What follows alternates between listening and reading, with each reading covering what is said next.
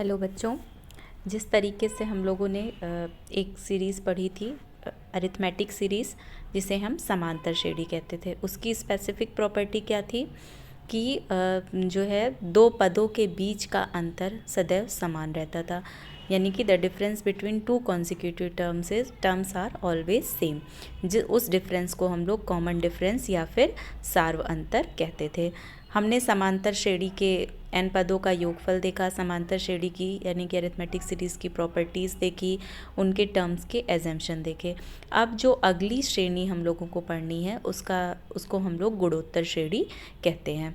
तो यहाँ पर जो है आप यहाँ पर हमने दो अनुक्रम लिखे हैं, तो आप उन अनुक्रम के टर्म्स को देखेंगे 2, 4, 8, 16, 32 एंड सो ऑन। तो यहाँ पर देखिए कि जो है अब वहाँ पर अगर हमको सीरीज़ दी रहती थी तो हम लोग किस तरीके से सार्व अंतर निकालते थे, T2 माइनस T1 और T3 माइनस T2। अगर सेम है तो मतलब वो एक समांतर श्रेणी है। यहाँ पर हम चूँकि हमें नहीं, अगर मान लीजिए यहाँ पे तो हमने आपको बता दिया कि हम लोग गुणोत्तर श्रेणी यानी कि इसको हम इंग्लिश में ज्योमेट्रिक मीन बोलते हैं, ज्योमेट्रिक सीरीज़ बोलते हैं, वो पढ़ने जा रहे हैं। लेकिन अब कैसे पहचानेंगे यदि हमें नहीं बताया गया हो कि दी गई श्रेणी या दिया गया प्रोग्रेशन सीरीज़ आपकी जो है ज्योमेट्रिक सीरीज़ है। तो सबसे पहले चूँकि अब हम लोग अरिथमेटिक सीरीज़ पढ़ चुके हैं, तो अरिथमेटिक सीरीज़ का जो बेसिक कॉन्सेप्ट होता है उसको हम अप्लाई करके देखेंगे और हम ये देखेंगे कि ये सीरीज़ जो है आपकी अरिथमेटिक सीरीज़ यानी कि समांतर श्रेणी नहीं है। अब दूसरी श्रेणी पर विचार करिए। उसका पहला पद है 1, दूसरा पद है -1/2, comma 1/4, comma -1/8 and so on. इसी तरीके से आगे बढ़ता चला जा रहा है। इस श्रेणी में भी जब हम दो पदों का अंतर निकालते हैं तो हम देखते हैं कि वो समान नहीं है या किसी भी तरीके से हम उनको कोरिलेट आपस में नहीं कर पा रहे हैं। अब नीचे एक तीसरी श्रेणी भी लिखी हुई है A, AR, AR square and so on. तो जब उस श्रेणी के पदों को जिसमें प्रत्येक पद जो होता है वो पूर्व पद को नियत संख्या से गुणा करने पर प्राप्त होता है, तो ऐसी श्रेणी को हम क्या बोलते हैं, गुणोत्तर श्रेणी आपकी हम बोलते हैं। अब यहाँ पर देखिए कि A है, A में हमने R से मल्टीप्लाई किया है तो वो AR हो गया है। फिर AR में अगेन हमने R से मल्टीप्लाई किया तो वो AR स्क्वायर हो गया है। तो जो ये R है ये आपका क्या है, इसको हम सार्व अनुपात या कॉमन रेशियो बोलते हैं। तो जब आप देखें, अब हमें कैसे पता चला कि ये R के बराबर है, तो यहाँ पर जब हम T2/T1 करें, यानी कि किसी भी पद को उसके पूर्व पद से, चूँकि T2 के पहले कौन आ रहा है, T1, या फिर हम इसको T3/T2 करें, तो जब हम इसको T2/T1 करते हैं तो ये क्या हो जाता है, यानी कि AR/A। तो ये किसके बराबर हो गया, R के बराबर हो गया। या फिर अगर हम इसको T3/T2 करते हैं तो ये किसके बराबर हो जाता है, AR का स्क्वायर अपॉन AR, और ये किसके बराबर आता है, अगेन R के बराबर आता है। तो इस तरीके से हम जो सार्व अनुपात है उसको हम निकाल लेते हैं, कॉमन डिफरेंस को। अब फिर से आप पहली और दूसरी सीरीज़ पे आइए।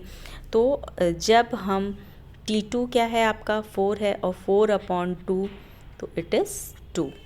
Again 8/4 it is 2. Again 16/8 it is equal to 2. तो हमने क्या देखा कि जब भी हम किसी भी टर्म को उसके पहले के टर्म से जो अगर डिवाइड करते हैं, भाग देते हैं, तो जो नंबर आता है दैट इज़ वो R के बराबर, वो नंबर आपका R के बराबर आता है। तो R जो है आपका पहली सीरीज़ में 2 के बराबर आया। इसी तरीके से हम दूसरी वाली सीरीज़ में जब देखेंगे तो -1/2 डिवाइडेड बाई 1, तो ये क्या हो जाएगा, -1/2 के ही बराबर होगा। इसी तरीके से जब 1/4 को आप 1/2 से -1/2 से डिवाइड करेंगे तो आंसर आपका किसके बराबर आएगा? -1/2 के बराबर आएगा। तो यहाँ पर पहले वाले में सार अनुपात आपका 2 के बराबर, दूसरे वाली सीरीज़ में -1/2 के बराबर और तीसरे वाले सीरीज़ में आपका स्मॉल r के बराबर आता है। तो गुणोत्तर श्रेणी का जो गुणोत्तर अनुपात होता है किसी भी पद को, फिर से ध्यान दीजिएगा, किसी भी पद को उसके पूर्व पद से भाग दे करके निकाला जा सकता है। अब जिस तरीके से हम लोग जनरल टर्म निकालते थे, व्यापक पद निकालते थे अरिथमेटिक सीरीज़ में, तो उसी तरीके से हम लोग ज्योमेट्रिक सीरीज़ के लिए भी जो है इसका व्यापक पद निकालेंगे। तो यहाँ पर देखिए, मान लीजिए कि पहला पद हमको चूँकि पहले से दिया हुआ है a के बराबर है, सार अनुपात r के बराबर है, तो ज्योमेट्रिक सीरीज़ हमारी फॉर्म हो गई a r square and so on. जितनी बार हम r से मल्टीप्लाई करते जाएंगे उतने ज़्यादा टर्म्स हमको मिलते जाएंगे। वो हमारे ऊपर डिपेंड करता है कि how many times we multiply. तो tn जो होगा वो आपका a(r(n-1), r पर n-1 की पावर क्यों, n-1 की पावर क्यों। अब आप देखिए t1, चूँकि पहला पद है आपका a के बराबर, दूसरा पद है आपका ar के बराबर, तो पहले पद में r की पावर किसके बराबर हो गई? 0 के बराबर। फिर t2 में r की पावर किसके बराबर है? 1 के बराबर। उसी तरीके से t3 में जो है r की पावर आपकी 2 है।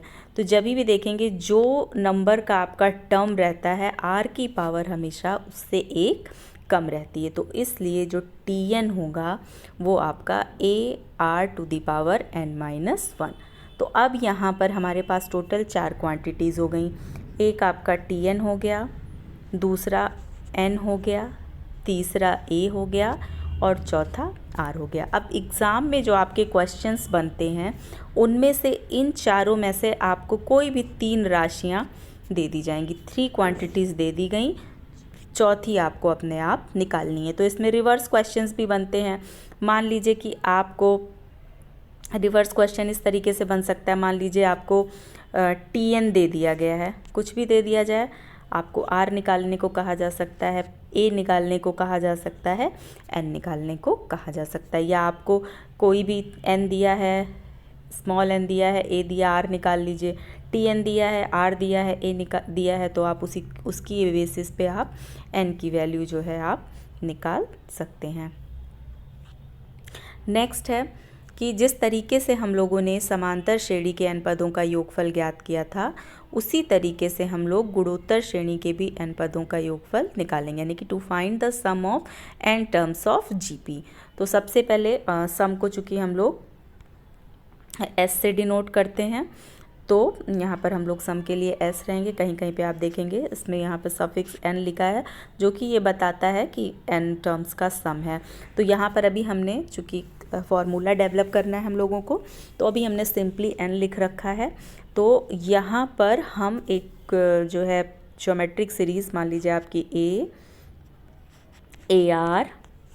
ar square comma so on है, लास्ट टर्म जो है उसका क्या हो जाएगा? ar(n-1) बाय द फॉर्मूला हम लोग जानते हैं। फिर अगर हमें इनका सबका सम निकालना है तो हम क्या करेंगे? सभी टर्म्स के बीच में प्लस का साइन इनपुट कर देंगे, तो हमारी जो सीरीज़ है वो किसके बराबर हो गई? s इज इक्वल टू हो जाएगा आपका a plus ar square plus dot dot dot, और जो लास्ट वाला टर्म होगा वो आपका हो जाएगा ar(n-1) multiply by r both the side of equation. अब इसे हमने इक्वेशन नंबर 1 मान लिया है। इक्वेशन नंबर 1 के दोनों साइड में हमने r से मल्टीप्लाई किया, तो हमारी इक्वेशन नंबर 1 जो है ये यहाँ पर r से मल्टीप्लाई किया तो ये SR के बराबर हो गया। पहला टर्म AR, दूसरा AR स्क्वायर, और जो लास्ट वाला टर्म है आप ये देखेंगे कि जब हम ar(n-1) में r से मल्टीप्लाई करेंगे तो r की पावर कितनी हो गई? +1। तो ये और ये कैंसिल हो जाएगा और हमारा क्या बचेगा? ar⁴n।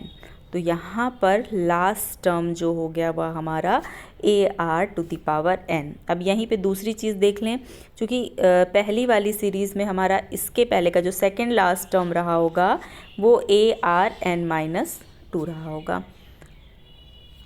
तो अब जब हम इसमें r से मल्टीप्लाई करेंगे, क्योंकि हर टर्म में होगा, तो ये आपका ARn-1 कन्वर्ट हो जाएगा। अब ये बताने के पीछे लॉजिक क्या है कि जब हम इसमें, चूँकि ये वाला टर्म तो आपका डायरेक्टली ये वाला टर्म हो गया, r से मल्टीप्लाई करने के बाद अगर हमने इसमें r से मल्टीप्लाई किया है तो ये AR⁴n हो गया। तो यहाँ पर एक AR⁴n-1 ऑटोमेटिकली चला आएगा। अब नेक्स्ट स्टेप क्या है?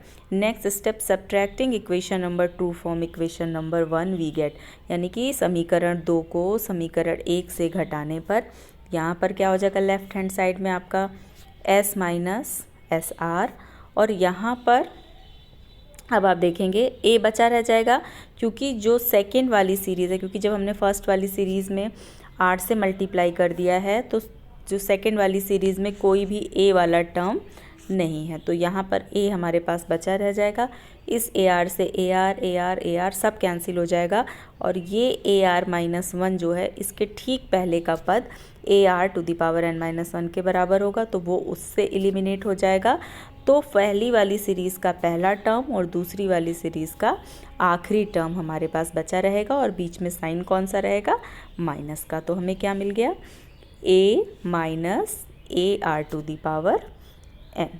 अब इधर क्या है, s minus S R, s को कॉमन ले लीजिए, 1 माइनस r बचा आपके पास, और इधर a को बाहर निकाल लीजिए तो 1 माइनस r⁴n बचा। अब 1 माइनस r को आप इधर लेके आएंगे तो s इज इक्वल टू हो गया a in bracket 1 minus r⁴n divided by 1 minus r। ये आपका फॉर्मूला 1 है। अब अगर आपको सीरीज़ का लास्ट टर्म दिया हो, जैसे यहाँ पे हमें कभी कभी सीरीज़ का लास्ट टर्म नहीं दिया होता है और n terms, number of terms बता देता है, या n ना दिया हो कि वो कौन सा टर्म होगा, कौन सा, मतलब n की वैल्यू नहीं दी है और सिर्फ ये बताया है कि ये लास्ट टर्म है, तो हालांकि आप कैलकुलेट कर सकते हैं, लेकिन उसे कैलकुलेट करने की आपको ज़रूरत नहीं पड़ेगी। इसी फॉर्मूले में चूँकि हमें पता है कि जो आपका L है, यहाँ फॉर्मूले में देखिए आप ARn-1 होता है लास्ट टर्म। अब यहाँ पर हमारे पास क्या है, ARn, तो एक r हमारा बाहर निकल जाएगा और ARn-1 को हम क्या लिख देंगे, L।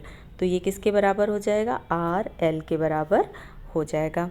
तो अगर हमारे पास लास्ट टर्म दिया हुआ हो तो जो हमारा फॉर्मूला ये है वो इसमें कन्वर्ट हो जाता है, लास्ट टर्म की वैल्यू अगर हम रख दें। जैसे यहाँ पर ARn है और चूँकि लास्ट टर्म L है, L किसके बराबर होता है, ARn-1 के बराबर होता है।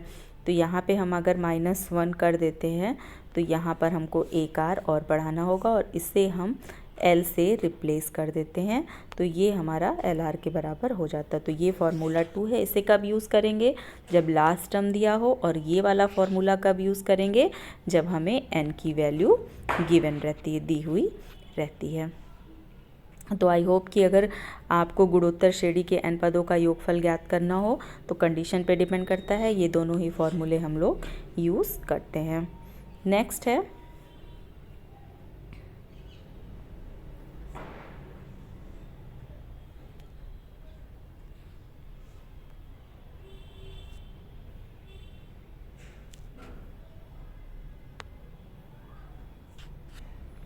अनंत श्रेणी, यानी कि इनफाइनाइट सीरीज़। हम लोग किसे बोलेंगे, जिस श्रेणी में जो पदों की संख्या होती है वो अगर अपरिमित होती है, अनकाउंटेबल होती है, तो उसे हम लोग क्या बोलते हैं, इनफाइनाइट सीरीज़ बोलते हैं। तो अब अनंत गुणोत्तर श्रेणी का योगफल हम किस तरीके से निकालेंगे, चूँकि फॉर्मूला हमारा है Sn is equal to A 1 minus r⁴n divided by 1 minus r। अब इसमें बच्चों दो कंडीशन होती है। पहली, इफ़ अगर r इज़ ग्रेटर देन 1, तो अगर r जो है आपका 1 से बड़ा है तो क्या होगा कि जो है r is a big number, और उस पर जब हम n की पावर लगाएंगे और जैसे जैसे n बढ़ता जाएगा इनफाइनाइट की ओर, r भी आपका ऑटोमेटिकली जो है इनफाइनाइट की ओर टेंड करता चला जाएगा। तो अब वो r की इस सीरीज़ की जो वैल्यू होगी वो r की वैल्यू पर डिपेंड करेगी। इसका योगफल अनंत भी हो सकता है या एक परिमित संख्या भी हो सकती है, क्योंकि a की वैल्यू पे भी डिपेंड करेगा। यहाँ पर भी 1 माइनस r और यहाँ पर 1 माइनस, क्योंकि 1 is a very small number, और r to the power n की वैल्यू बढ़ेगी, r की वैल्यू चाहे जितनी बढ़े। तो इस सीरीज़ की वैल्यू, इस सीरीज़ का जो आपका सम होगा वो आपका इनफाइनाइट की ओर जाएगा।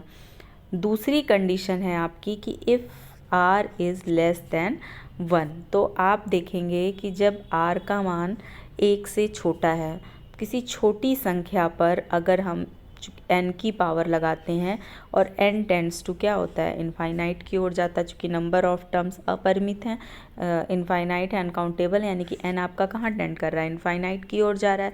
तो जैसे जैसे n इनफाइनाइट की ओर जाएगा, r to the power n, चूँकि r is a very small number, it is less than 1, तो r to the power n जो है टेंड्स टू 0 हो जाएगा।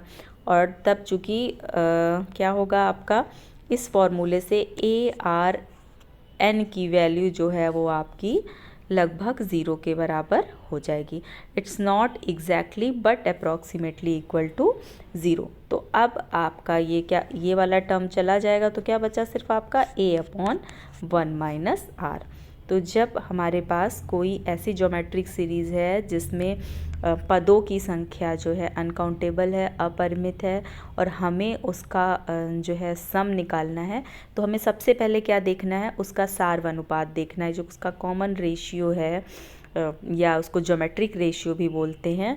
तो उसकी वैल्यू हम चेक करेंगे। इफ़ वो value r is greater than 1 है, then it should be infinite. लेकिन if r is less than 1, तो हमें ये वाला फॉर्मूला यूज़ करना है, इस फॉर्मूले को यूज़ करेंगे, और जब हम सीरीज़ का सम निकालेंगे तो it will be a finite number. ये एक निश्चित संख्या के रूप में आपको इस श्रेणी का जो सम होगा वो मिलेगा। तो थैंक यू बच्चों, आप लोग इसे अच्छे से देख लीजिएगा, और all the best for your half yearly exams.